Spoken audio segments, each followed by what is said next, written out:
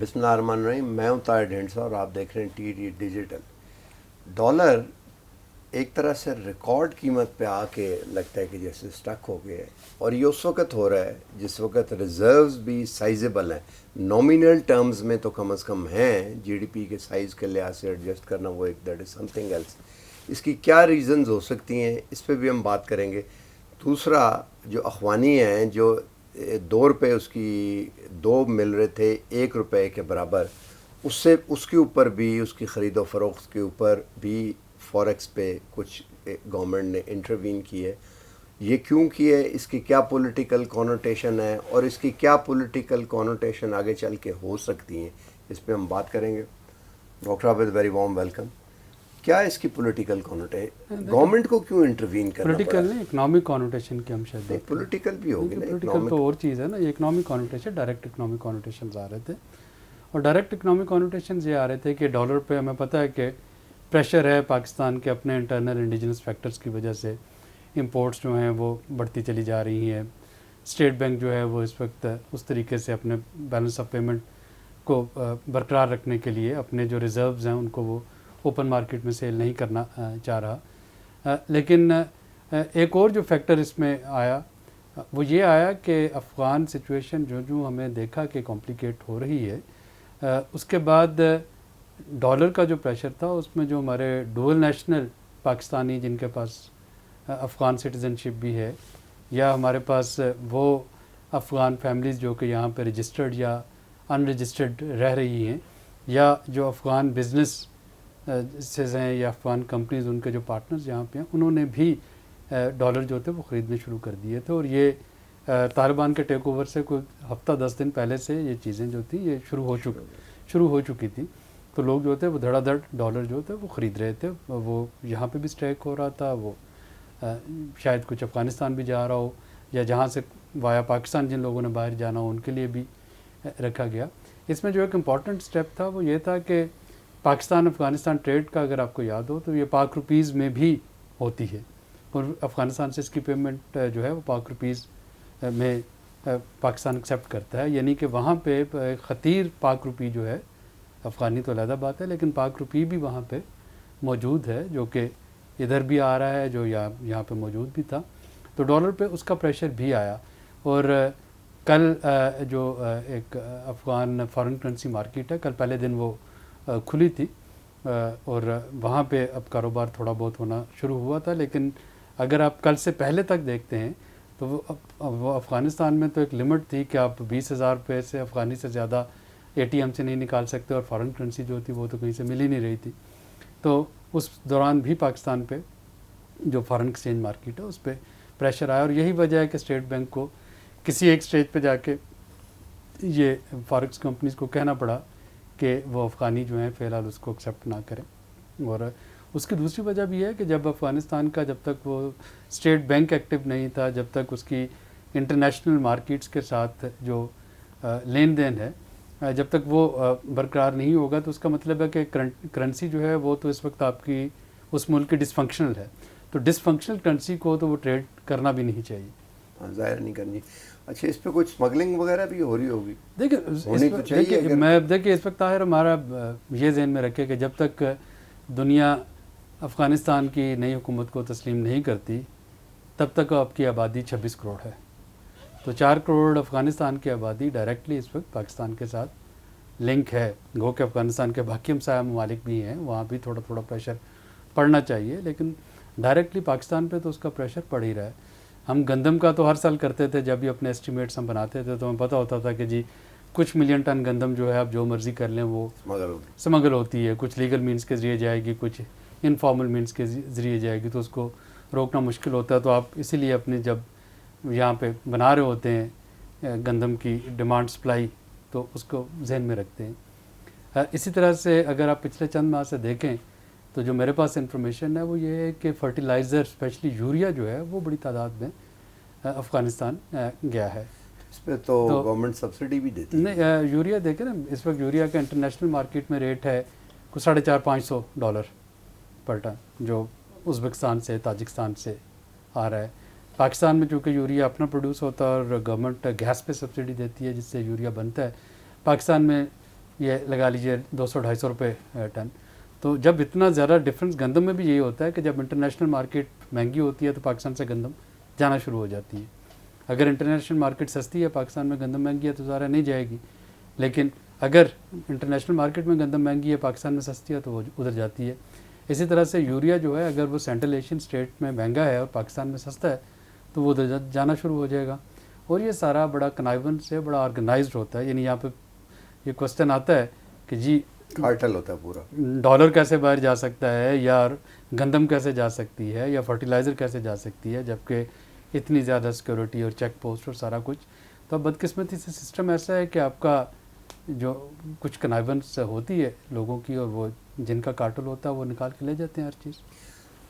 یہ تو رہی اکنامک سائڈ. آپ سمجھتے ہیں کہ اس کی پولیٹیکل کانوٹیشنز ایسی ہیں کہ گورنمنٹ بہت ٹف میئرز نہیں لے سکتی؟ وہ شروع میں جو میں نے بات نہیں, جو پولیٹیکل کانوٹیشن دیکھیے وہ اگین اکنامک کانوٹیشن ہے. مثلاً کہ گورنمنٹ اس وقت جو اوپن مارکیٹ میں فارن کرنسی ہے اس کے لین دین کو نہیں روکنا چاہے گی. یعنی یہ سوئسائڈل ہوگا کہ ہلکا سا اس پہ اگر آپ کو کنٹرول میئر لاتے ہیں تو یہ وہی جو کہ نیوکلیر دھماکوں کے بعد تھا, جب تو ہر بندہ جو ہے وہ اپنے ڈالر ہولڈ کر لے گا, چھپا لے گا, ڈالر بلیک میں چلا جائے گا, اس کا ریٹ اور زیادہ, فارن انویسٹر کا ٹرسٹ ختم ہو جائے گا کہ یار اس ملک میں تو یہ نہیں, جب مرضی یہ فارن کرنسی جو ہے اس پہ کوئی پابندیاں لگا سکتے ہیں. تو گورنمنٹ اس کو انٹروین یعنی اس کو ریسٹرکٹ نہیں کر سکتی.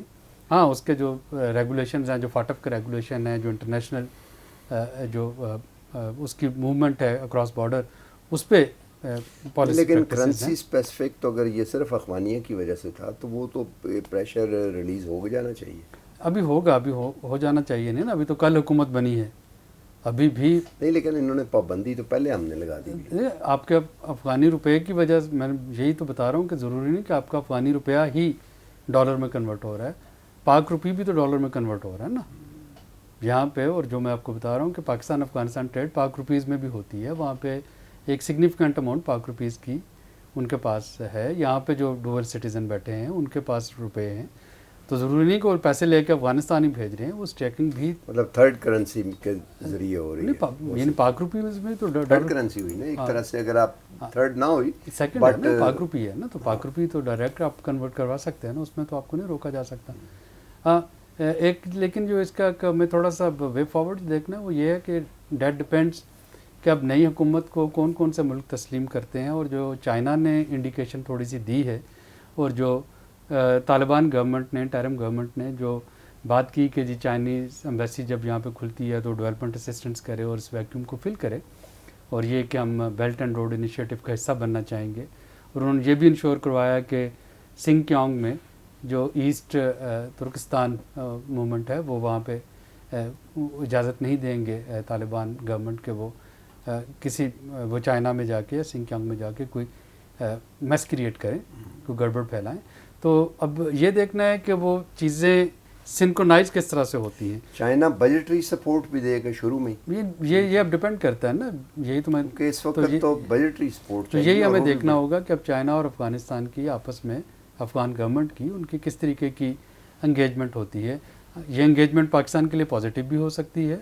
ظاہر ہے کہ اگر افغانستان میں ایک سٹیبل گورنمنٹ آ جاتی ہے, خانہ جنگی وہاں پہ رک جاتی ہے, جو بھی گورنمنٹ ہے اس وقت, ہم کسی پولیٹیکل جو ان کے دھڑے ہیں ہم ان کی بات نہیں کر رہے, تو کوئی بھی گورنمنٹ جو کہ وہاں پہ مشکل بنیادوں پہ آ جاتی ہے اور وہ BRI کا حصہ بننے کو تیار ہو جاتی ہے اور چائنا افغانستان میں انویسٹ کر رہا ہے, کرنا شروع کر دیتا ہے, تو پھر آپ کا جو CPEC کا ڈریم تھا کہ وہ سینٹرل ایشیا تک جانا, وہ تو آٹومیٹکلی پھر تاشکند تک چلا جائے گا. وہ پورا ہوتا ہوا آپ کو نظر آتا ہے. گوادر کے ذریعے بھی پھر آپ کو ایکٹیویٹی نظر آتی ہے, آپ کو ایک ایزی روٹ ملتا ہے. نہ صرف یہ, پھر آپ کا جو ٹاپی ترکمانستان, افغانستان, پاکستان, اس میں سے اگر انڈیا نکال بھی دے تو ٹیپ جو ہے وہ گیس پائپ لائن وہ فنکشنل ہو جاتی ہے. آپ کے پاس کاسا 1000 بڑے عرصے سے نان سٹارٹر میں پڑا تھا, وہ آپ کا ایکٹیو ہو جاتا ہے.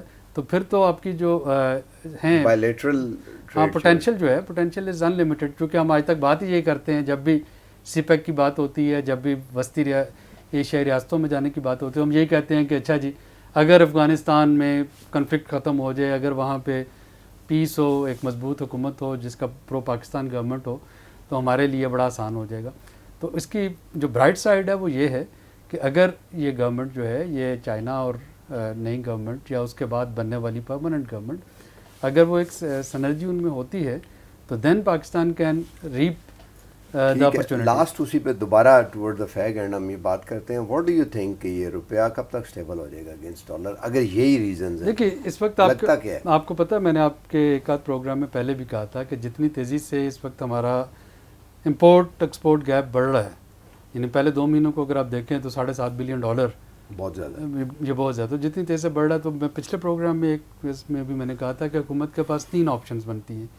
پہلی آپشن یہ تھی کہ روپیہ اگر سلائڈ ہوتا تو اس کو ہونے دیا جائے, روپیہ نیچے گرے گا تو آٹومیٹکلی امپورٹ جو ہیں وہ مہنگی ہونا شروع ہو جاتی ہیں. لیکن اس کی فلپ سائڈ یہ ہے کہ آپ کے جو قرضہ جات ہیں جو ڈالرز میں لیے گئے ہیں, ظاہر ہے کہ ان کی جب آپ روپوں میں دیکھیں گے تو اس میں بھی اضافہ ہوتا چلا جا رہا ہے. دوسری جو آپشن ہے اسٹیٹ بینک کے پاس, اور ابھی سپٹمبر میں مانیٹری پالیسی آئے گی, شاید کوئی تھوڑا سا اسٹیٹ بینک جو ہے اس کو پالیسی میں اپورڈ موومنٹ لے کے آئے, تو تھوڑا سا انٹرسٹ ریٹ جو ہے وہ بڑھانا, اسپائک کرے, ہاں وہ تھوڑا سا بڑھائے. تو یہ سیکنڈ آپشن ہے. اس سے اگین کچھ حد تک جو امپورٹ کی ڈیمانڈ تھی شاید اس کو کنٹرول کرنے میں مدد ملے گی, لیکن اگین اس کی اپنی فلپ سائڈ ہے کہ اس سے جو ہمارے اندرونی قرضے ہیں وہ سب بڑھ جاتے ہیں. یعنی جب ڈالر نیچے جاتا ہے تو ہمارے بیرونی قرضے بڑھ جاتے ہیں, جب انٹرسٹ ریٹ بڑھتا ہے تو ہمارے اندرونی قرضے پہ ان کے سروس چارجز ہے وہ بڑھ جاتا ہے.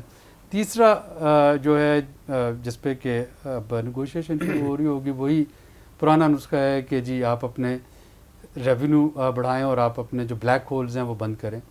تو ریونیو بڑھانا ہے تو وہ ڈائریکٹلی امپورٹ کے ساتھ بھی لنک ہے, کوئی 40% آپ کی جو ریونیو ہے وہ تو امپورٹڈ چیزوں پہ اسی وقت امپورٹ اسٹیج پہ آ جاتے ہیں. تو پھر آپ کو بلیک ہول بند کرنے. اب بلیک ہول کون سے ہیں؟ بلیک ہول میں انرجی سرکولر ڈیٹ سب سے بڑا بلیک ہول ہے, پبلک سیکٹر انٹرپرائزز کا جو لاس ہے وہ دوسرا بلیک ہول ہے, جو پینشنز کا بڑھتا چلا جا رہا ہے یہ تیسرا بلیک ہول ہے. اس کے علاوہ بھی چھوٹے چھوٹے آپ کے جو انیفیشینٹ ایکسپینسز ہیں. تو اب حکومت کے پاس یہی چوائس ہے, یہ 3 ہی چیزیں ہیں. یعنی یہ سمجھ لیں کہ یہ ایک ایسا پیشنٹ ہے جس کا اگر آپ بلڈ پریشر ٹھیک کرتے ہیں تو ہارٹ بیٹ بڑھ جاتی, اس پہ اثر آتا ہے ایجیکشن فریکشن پہ. آپ ہارٹ کو سنبھالنے لگتے ہیں تو شوگر لیول جو ہے وہ آؤٹ آف کنٹرول ہو جاتا ہے, اس کو سنبھالتے ہیں تو کوئی اور چیز بگڑ جاتی ہے. تو اس طرح کے سنڈروم میں آپ کو ایک کاکٹیل بنانا پڑتی ہے میڈیسن کی, اور آپ اسی سے اس کو ٹریٹ کرنے کی کوشش کرتے ہیں. اور یہی شاید اس وقت پاکستان کی اکانومی کے ساتھ ہو رہا ہے. جسٹ کوئکلی, آپ کو لگتا ہے کہ اسٹیبل ہو جائے گا اگلے 1 آدھ ہفتے میں؟ دیکھیے اس وقت رینج باؤنڈ رہے گا. میں یعنی دیکھیے اس وقت جو پازیٹیو سائڈ اگر میں دیکھتا ہوں, کل کو آپ کو اگر افغانستان کی ہیلپ کرنے کے لیے انٹرنیشنل کمیونٹی کچھ ایڈیشنل فنڈز دیتی ہے تو ڈالرز میں آئیں گے, ظاہر آپ کے ریزروز میں بہتر ہو جائیں گے. چائنا کے ساتھ کوئی تعلقات افغان کے گورنمنٹ کے بہتر ہوتے ہیں, اگین کچھ نہ کچھ آپ کے حالات بہتر ہو جائیں گے. اگر خدا نخواستہ ایسا نہیں ہوتا ہے تو پھر شاید یہ والیٹیلیٹی رہے. لیکن جو مین چیز ہے وہ یہ ہے کہ اگر آپ دیکھیں تو اس میں ابرپٹ آپ کو سلائڈ نظر نہیں آ رہا, نہ ابرپٹ اسپائک نظر آ رہا. تو یہ نہیں ہو رہا کہ 10 روپے بڑھ گیا اور 10 روپے وہ نیچے آ گیا. تو اس طرح کی انسرٹینٹی نہیں ہے. ظاہر ہے ایک سپلائی ڈیمانڈ کا سسٹم ہے, یہ ڈپینڈ کر رہا ہے اس وقت اسٹیٹ بینک کا تھریش ہولڈ کیا ہے. تو کس سطح پہ جا کے اسٹیٹ بینک اس سے اوپر نہیں جانے دے گا ڈالر کو, اور انٹرفیئر کرے گا, کوئی $300-400 ملین اوپن مارکیٹ میں پمپ کرے گا تاکہ روپیہ جو ہے وہ مستقل ٹھیک ہو گیا. تو یہ ہے کنکلوژن کہ رینج باؤنڈ رہے گا, اور یہ جو کاکٹیل ہے کہ تینوں چیزوں کو, انٹرسٹ ریٹ کو اور ڈالر کے پیسے, ان تینوں کو جو ہے وہ اسٹیٹ بینک اور گورنمنٹ کے پاس جو آپشنز ہیں انہیں وہ مکس کر کے یوز کریں گی جہاں فائدہ ہو. آج تک اتنا ہی, ملتے ہیں اگلے پروگرام میں. پروگرام کو دیکھتے رہیے.